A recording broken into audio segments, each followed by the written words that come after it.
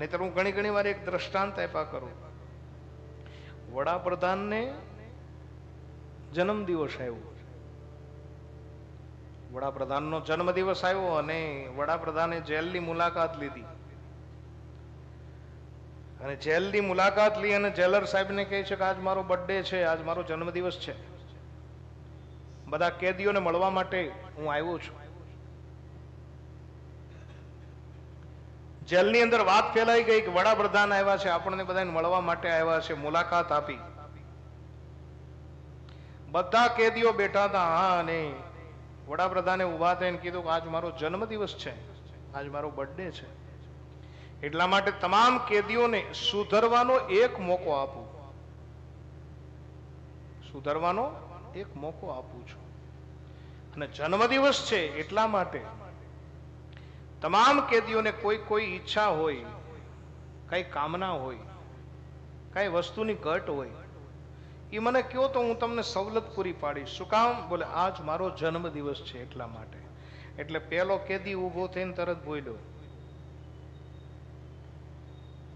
કે તમારો જન્મદિવસ હોય અને તમે જો મને કંઈક આપવા માંગતા હો તો શિયાળાની ઠંડી ખૂબ છે, જેલની અંદર ટાઈટ બહુ હોય છે, ઠંડી લાગે છે, એકાદો ધાબળો આપો, બ્લેન્કેટ, તો મને ઠંડી ન લાગે. એટલે તરત વડાપ્રધાને કીધું ભાઈ આને એક બ્લેન્કેટ આપી દેજો.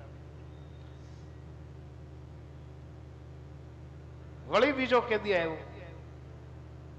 કેદીને કીધું તારે કઈ માંગવું છું? બોલે હા. શું?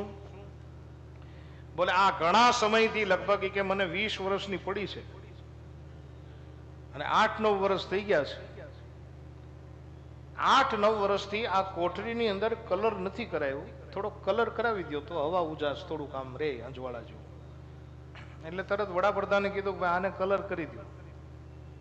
ત્રીજો કેદી આવ્યો. ત્રીજા કેદીને પૂછ્યું કે મારો બર્થડે છે, તારે કઈ આજ માંગી લેવું છે, તારે કઈ માંગવું છે? ત્યારે કેદી કીધું કે હા માંગવું છે. બોલે શું? કે આ જેલર સાહેબ છે ને 3 રોટલી જ આપે છે અને મારું શરીર કે ખૂબ સારું છે, 8-10 રોટલી હોય ત્યારે મારી ભૂખ સંતોષાય. જો તમને ઈચ્છા હોય અને તમારો જન્મદિવસ હોય તો 8-10 રોટલીની વ્યવસ્થા. ત્યારે જેલર સાહેબને આ વડાપ્રધાન કીધું કે આને 20 આપજો, ત્યાં સુધી ખેંચી લે.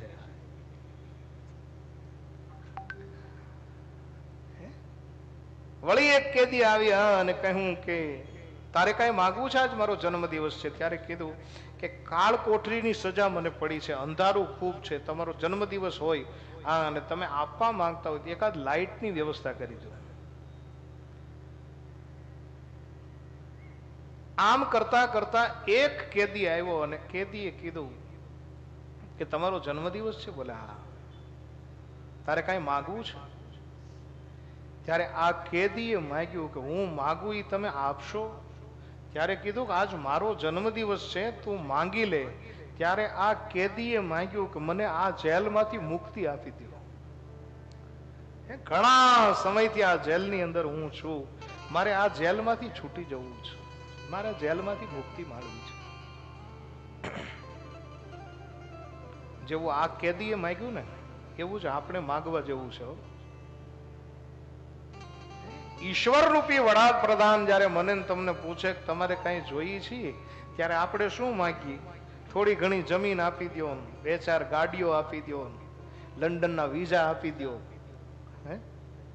આપણે બધા આવું માંગીએ.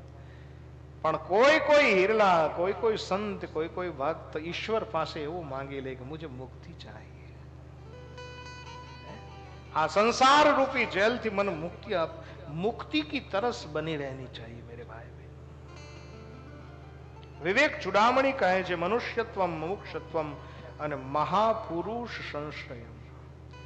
સાધુનો સંગ થાય ને એ બહુ દુર્લભ વસ્તુ છે.